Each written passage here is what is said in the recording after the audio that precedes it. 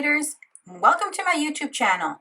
Well, it's time for the February 2026 Sheetload of Cards.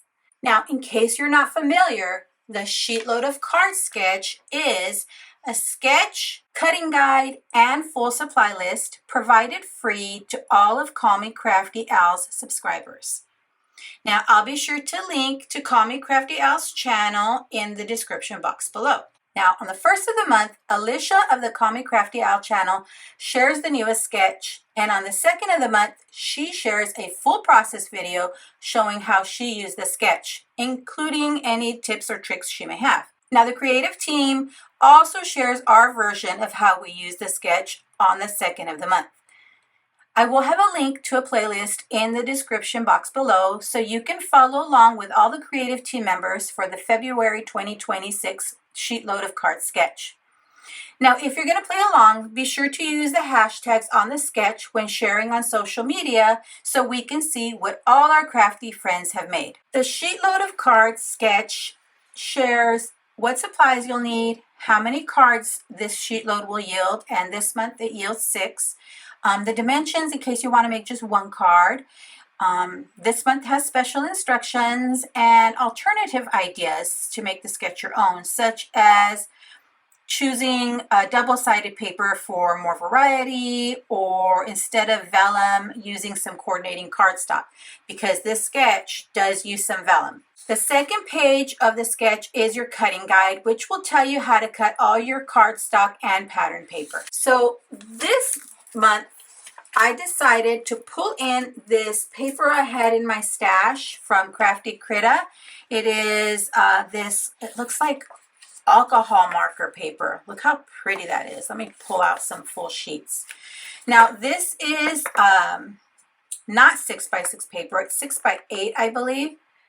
But it is gorgeous paper. So I thought, you know what? I can use this, no problem. And I will use any scraps for either the inside of the card or for another card, depending how much I have left. So let me show you my 6 cards. And I just love the way these cards turned out. They are just beautiful, in my opinion. So let me tell you what I did here. As you can tell in the sketch, let me pull that in.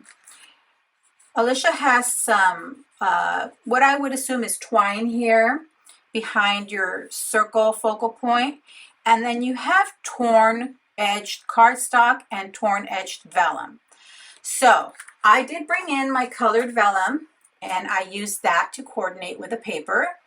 And so here was a lavender vellum. I don't know, you can kind of tell.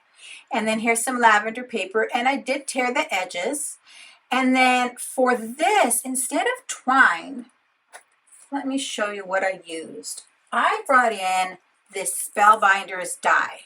And so this die is called Sealed Twine. And here it is. So I cut 2 of these and put them behind that circle. And then this I bought to go with my wax seals. So I, in fact, did use a wax seal on the center here. And I used this Heartburst wax seal, also from Spellbinders.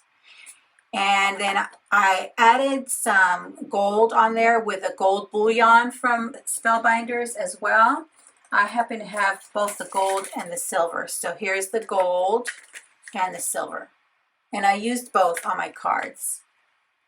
So here I used the gold, you can see, and I made the seal purple to add onto the gold there. Again here, because these were the one pattern paper. And then I did these on black card bases, which means I added a white matte layer. And with a leftover strip, because I had a long strip left over, I added that to the inside of the cards. And I think it turned out great. Now for this paper, I kind of pulled in the blue tones from the pattern paper, and I went with this silver holographic paper that I had in my stash. Now these vellums and pattern paper, and holographic paper, gold paper, the cardstock, I used 12 by 12 Cardstock Shop papers, so I'll link to them too.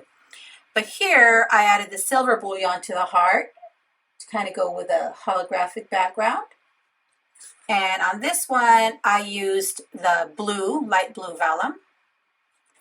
And I did the same on this one, bringing in the blue from the pattern paper. And then on these two, I pulled in the pink. There was a lot of pink on this one. And so this one I did with silver in the holographic. And then this one I did with a gold. So this I did the pink wax seal with a gold bullion on top and the gold circle and twine strips behind it. And I did use the pink vellum and some pink cardstock. And I think they both turned out great, but I gotta say, I think I like maybe the gold one better because it's pulling in the gold from the pattern paper. So I don't know, what do you think? Let me know. Let me know in the comments below. Do you think they look better with a gold being highlighted or with a silver? Or does it just kind of depend on what color I'm pulling in? Thanks for sticking around to the end. I'd be thrilled if you subscribe to my YouTube channel or followed me on any of my other social media platforms. As always, have a beautiful, safe, and creative day. Thanks for watching. Bye.